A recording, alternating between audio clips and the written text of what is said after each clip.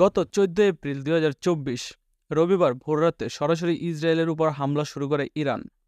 নজিরবিহীন এ হামলায় ইসরায়েল জুড়ে ব্যাপক বিস্ফোরণের ঘটনা ঘটেছে।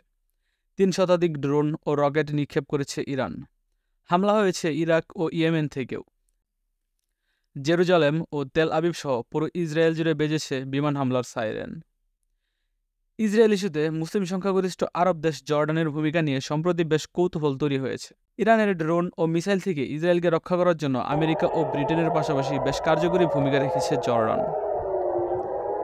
সিরিয়ার দামেস্কে ইরানি কনসুলেটে ইসরায়েলি হামলায় চরম ক্ষিপ্ত তেহরান। পাল্টা প্রতিশোধে ইসরায়েলের শতাধিক ড্রোন ও মিসাইল ছুড়ে হামলা চালিয়েছে ইরান।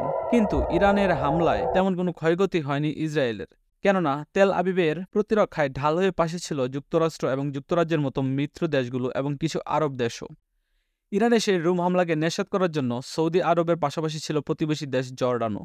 আরব দেশ হয়েও ইসরায়েলের সহযোগী শক্তি হিসেবে জর্ডানের এমন অবস্থান ছিল রীতিমতো অবাক করার মতো।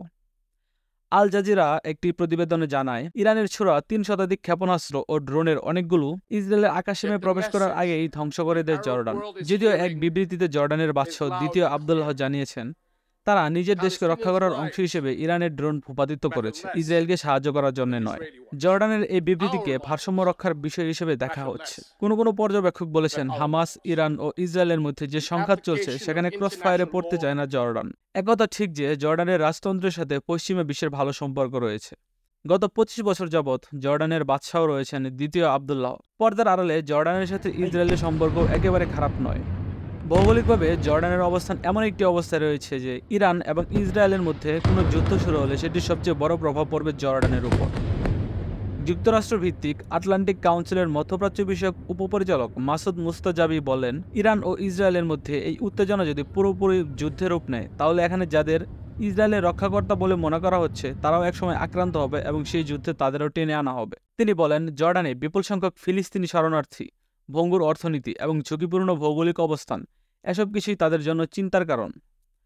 1994 সালে জর্ডান ও ইসরায়েলের মধ্যে একটি শান্তি চুক্তি হয়, যার মাধ্যমে জর্ডান ইসরায়েলকে স্বীকৃতি দেয়। 1979 সালে মিশর ইসরায়েলকে স্বীকৃতি দেওয়ার পর জর্ডান ছিল স্বীকৃতি দানকারী বিশ্বের দ্বিতীয় দেশ।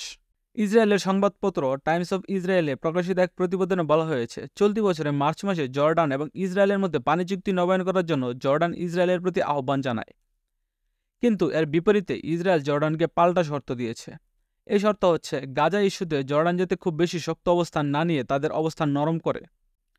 2022 সালের নভেম্বর মাসে আরেকটি চুক্তির আওতায় জর্ডান ইসরায়েলের কাছে সৌরবিদ্যুৎ রপ্তানি করেছে। পর্যবেক্ষকের অনেকে বলেছেন, জর্ডান প্রকৃতপক্ষে একটি চিকন সুতোর উপর দিয়ে হাঁটছে। একদিকে যুক্তরাষ্ট্র এবং ইসরায়েলের সঙ্গে তাদের কৌশলগত সম্পর্ক টিকিয়ে রাখা, কারণ আর্থিকভাবে দুর্বল দেশ জর্ডান নানা ধরনের সহায়তার জন্য যুক্তরাষ্ট্র এবং ইসরায়েলের উপর নির্ভর করতে হয়। অন্যদিকে ফিলিস্তিনের প্রতি সমর্থন অব্যাহত রাখা, কারণ জর্ডানের জনসংখ্যার প্রায় অর্ধেক ফিলিস্তিনি শরণার্থী।